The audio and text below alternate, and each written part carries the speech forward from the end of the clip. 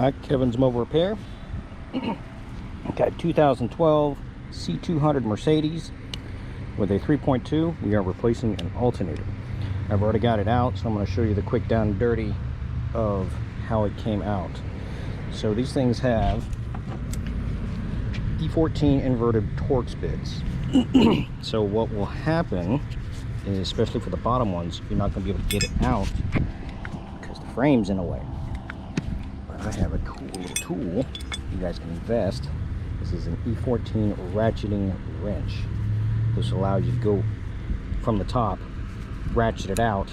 The bolts aren't going to come out, but they're going to slide out far enough, and then take the top two out, and then the alternator will slide out of the way, and then the bolts can be removed that way.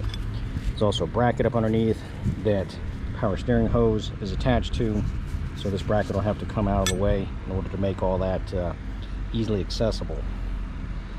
So I was able to get the alternator out through the top. Doesn't quite pass everything here, so this little bracket right here, take this off, move this up out of the way, take off the air injection pump hose, and I can slide it right out this way. So going back in is going to be the same procedure. Quick disconnect, 13mm on the back. Also took off this harness bracket right here so that I can get more room maneuver any alternator and get your hands back down in there.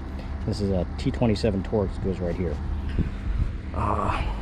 So should probably take about half hour, 45 minutes tops. Any questions, comments, please feel free.